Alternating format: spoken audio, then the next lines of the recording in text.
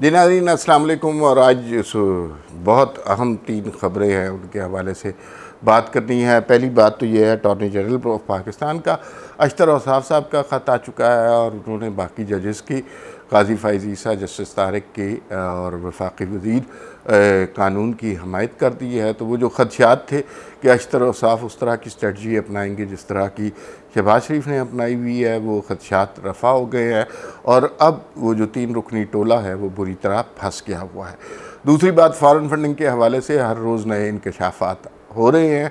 अब जो नए इंकशाफात हो रहे हैं उसमें ये बात वाज़ेह हो गई है कि इस फ़ॉरेन फंडिंग के पीछे इमरान ख़ान, आरिफ नकवी के अलावा एक बहुत बड़ी क़ुव्वत थी पाकिस्तान की, उसका नाम जनरल शुजा पाशा था, जिन्होंने आरिफ नकवी से मुलाकातें की।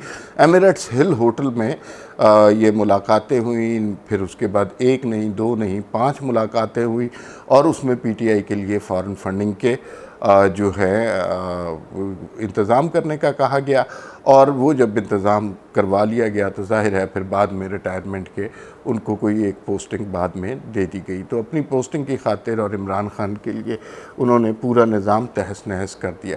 तीसरी बात ये है कि वो एक वीडियो आई है भूटान के 3 रुकनी जजों का फ़ैसला। वो हमारे बहुत अच्छे दोस्त हैं, है तो वो कॉमेडी, उसमें फैसल है और मुर्तज़ा हैं, मुस्तफ़ा हैं, ये सारा ग्रुप जो है बहुत फोरमैन शो और बीएनएन इन्होंने किया हुआ है और बड़े ज़हीन लोग हैं। तो इन्होंने एक वीडियो की, वो है तो मजाक, लेकिन उसका इम्पैक्ट सोशल मीडिया पर और लोगों के जहनों पर क्या होगा और इस वक्त ह्यूमर किस हद तक लोगों के जहनों का इलाज है, तो वो उस पर बात होगी। पहले बात कर लेते हैं, आज मेरा जंग में कॉलम छपा और वो कॉलम में थोड़ी सी हालात के हवाले से नवीद सुनाई गई थी कि अब जो हालात हो गए हैं, बस देखिए बाज़-औक़ात लीडर हालात पैदा करते हैं, बाज़-औक़ात हालात से कोई लीडर जन्म लेता है। तो अब जो सिचुएशन पैदा हो गई है उसमें जमहूरी क़ुव्वतें बहरहाल अपना गलबा पाने की कोशिश कर रही हैं, आवाज़ें उठ रही हैं और वो जो हाइब्रिड निज़ाम था वो शिकस्त और रेख्त का शिकार हो रहा है। हमारे एक बहुत अच्छे दोस्त हैं और उन्होंने फ़ोन किया और बड़े लायक आदमी हैं, इंटेलेक्चुअल हैं और उन्होंने फ़ोन किया और उस कॉल पर तनकीद की। और ये वो दोस्त हैं जो तनकीद करते हैं मगर गाली नहीं देते और मस्बत तनकीद करते हैं। उन्होंने कहा जी नहीं, नून लीग ख़त्म हो गई है, अब उनके अंदर कोई तड़ नहीं रहा और देखें ज़िमनी इंतखाबात में भी शिकस्त हो गई है और सोशल मीडिया पर भी इनको बहुत बड़ी शिकस्त हुई है, इनके पास कोई काउंटर नैरेटिव नहीं है। तो आप जो कह रहे हैं कि नवाज़ शरीफ साहब आएंगे तो सब कुछ बदल जाएगा, तो ये सारी सूरत हाल ठीक नहीं होने वाली और अब जो है हज़ीमत और तज़हीक इनका मुक़द्दर बन चुकी है। मैंने उनसे इख्तलाफ़ किया और कॉलम में भी इस बात से इख्तलाफ़ किया कि ये जो हाइप क्रिएट की गई है ये सोशल मीडिया की तरफ से की गई है और पीटीआई के सोशल मीडिया की तरफ से 1 अरब 80 करोड़ पर मंथ स्पेंड हो रहा है, तो आपको भी उस पर स्पेंड करना चाहिए। अब मसला ये है कि ये माजी में तो हुकूमतों के ख़र्चों से करते रहे हैं, अब ये हुकूमत अगर ये इतना ख़र्चा करना चाहे तो ये तो आजकल सूरत हाल है, 10 लाख का कोई वज़ीर ख़र्चा करना चाहे, वो लेजिटिमेट भी हो, तो दूरबीन लगा के अदालतों में बैठे हैं, वो फटाफट पेशियों के लिए बुला लेते हैं। तो इनको बहरहाल सोशल मीडिया को ऑर्गेनाइज़ करना होगा, सोशल मीडिया के ज़रिए ही इमरान ख़ान को शिकस्त दी जा सकती है। दूसरी बात यह है कि नवाज़ शरीफ कोई भोले आदमी तो नहीं है, कोई बेवकूफ़ तो नहीं है। जो 3 दफ़ा का वज़ीर आज़म होता है, मैं और आप बेवकूफ़ हो सकते हैं, वो बेवकूफ़ नहीं हो सकता। तो वो बड़े जहाँ दीदा आदमी हैं, मेरे ख़्याल में वो सूरत हाल का इंतज़ार कर रहे हैं। और जब वो, आपको याद होगा अदलिया बहाली तहरीक जब वो राइप अप हो गई थी, जब वो मामलात बहुत ज़्यादा हर तरफ से आवाज़ें उठने लगी थी, तो फिर एक लीडर दरकार होता है और नवाज़ शरीफ के लिए बड़ा अच्छा मौका है कि अब वो मौका आ गया हुआ है और अब सिचुएशन और हालात और आवाज़ें और हाइब्रिड निज़ाम की शिकस्त और रेख शुरू हो गई है। अदलिया से लेकर मीडिया तक, मीडिया से लेकर इस्टेब्लिशमेंट तक, सियासी जमातों के अंदर हर जगह अब वो तफरीक और तकसीम नज़र आ रही है। तो ये बड़ा अच्छा मौका है इसको कैप्चर करने का। उनका अपना नुक्ता नज़र था और जो मेरे लिए बहुत मोहतरम था। मेरा अपना नुक्ता नज़र है, इससे आपकी मर्ज़ी, आप इत्तफाक करें ना करें।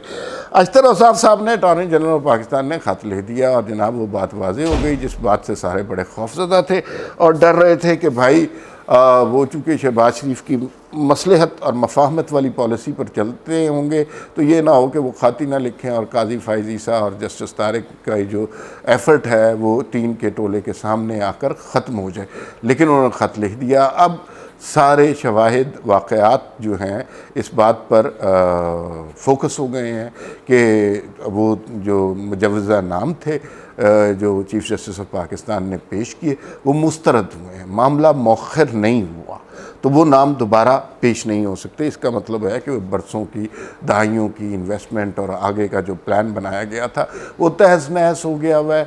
और ना सिर्फ वो प्लान तहस नहस हो गया है बल्कि ये भी पता चल रहा है कि वो शख्स जो इंसाफ के इदारे का सबसे बड़ी शख्सियत है वो शख्स भी सच नहीं बोल रहा।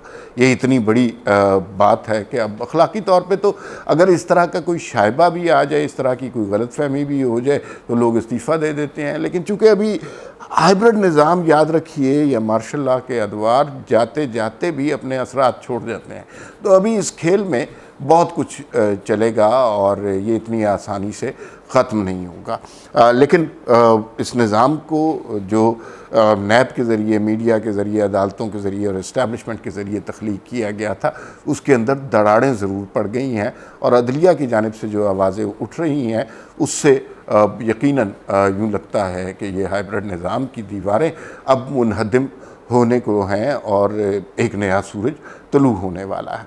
अब दूसरी तरफ बात कर लेते हैं। अब देखिए चीज़ें सरफेस पे आ रही हैं ना, नहीं आती थी पहले, क्योंकि पहले मुस्बत रिपोर्टिंग का हुक्म था और बदकिस्मती से ये खबरें उसी वक्त आ जानी चाहिए थी। लेकिन ये हमारे हमेशा जब भी कोई मार्शल लॉ या हाइब्रिड टाइप का निज़ाम होता है तो हमें 5-7 साल लग जाते हैं असल ख़बरें सामने आने में। तो आज जो खबर सामने आई है कि शुजा पाशा DGI साबिक़, उनका बड़ा अहम रोल था।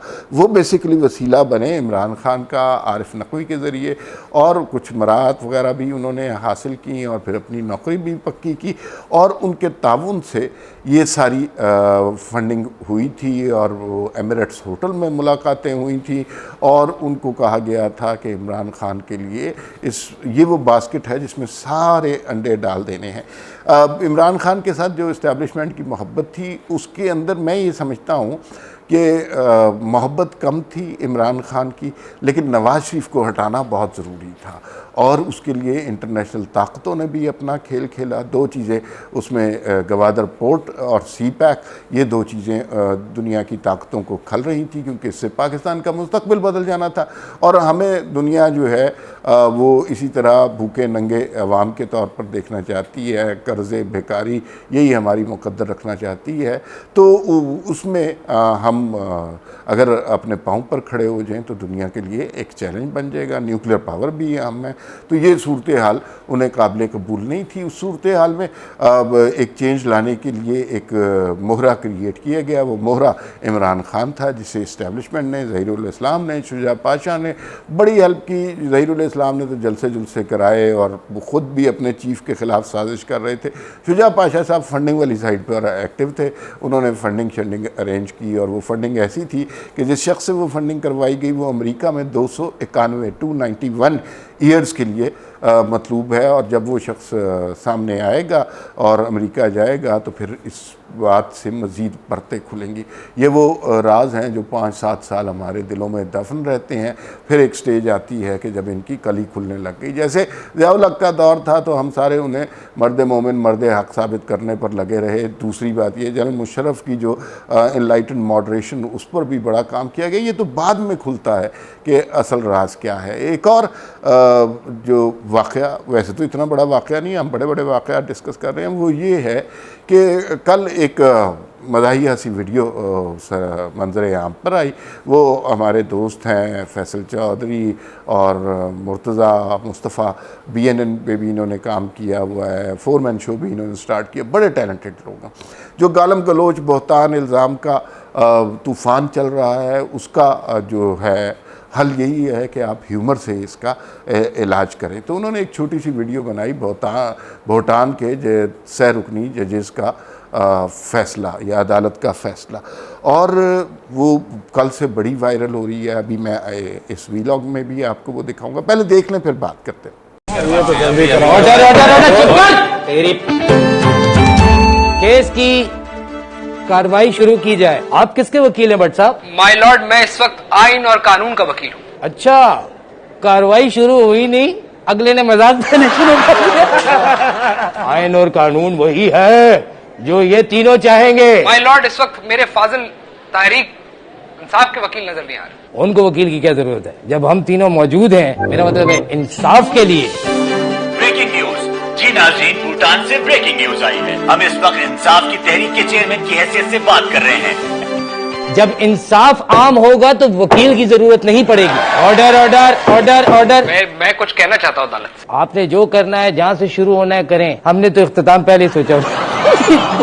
लेकिन माय लॉर्ड, मैंने तो अभी अपना मौकफ बयान ही नहीं किया जनाब। आपका जो भी मौकफ है गलत है, क्योंकि जो दूसरा फरीक है वो इतना हैंडसम और क्यूट और प्यारा और राज दुलारा, और मतलब वो अगर शर्ट उतार के बेचे ना, तो मैं आपको बताऊं सर। एक और ब्रेकिंग न्यूज आई है। जजेस का कहना है हम इंसाफ के खान हैं, फैसला सिर्फ इंसाफ के लिए होगा। ये भूटान की अदालत के लाइव मनाजिर आप अपनी टीवी स्क्रीन पर देख रहे हैं। वो बंदा नेक है, अच्छा है, वो ये भी है, वो ये भी है, वो ये भी है, ये भी है वक्त पढ़ने में, तो वो ठीक ही है। लेकिन माय लॉर्ड, आपकी अदालत सबूत के बगैर कैसे? इन सब बातों का सबूत नहीं है माय लॉर्ड, जो बात आप कर रहे हैं। ये अदालत है, ये किसी भी तरह चलेगी।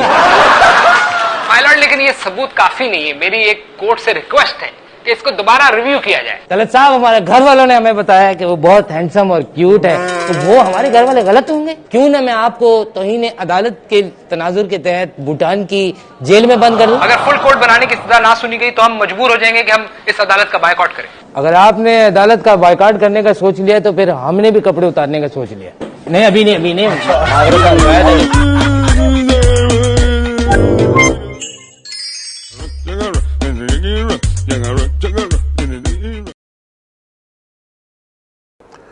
ये वीडियो आपने देख ली और इसमें आपको पता चला कि अब लोग जिन हस्तियों का, जिन मकामात को हम बड़े मुक़द्दस और सेक्रेड गाय समझते थे, वो जब सरीहन नाइंसाफ़ी पर उतर आएंगे तो फिर लोग उनका मजाक उड़ाएंगे। इस तरह की चीज़ें सियासी तौर पर बहुत इम्पैक्टफुल तो नहीं होती। ज़ाहिर है ये नवाज शरीफ का बयान नहीं है, ये इमरान खान की कोई कार्रवाई नहीं है, करप्शन का कोई केस नहीं है, लेकिन ये उस निज़ाम को, निज़ाम इंसाफ को जो नाइंसाफ़ी पर मबनी है, उसको बहुत बड़ा धक्का ज़रूर इस तरह की वीडियो से लगा है। और ये इस तरह की चीज़ें जो है ना बुनियादी तौर पर इनिशिएट होती हैं। जब एक आवाज़ इस तरह की उठती है तो 100, 200, 1000 आवाज़ें और आना शुरू हो गई हैं। तो ब्रिलियंट वर्क।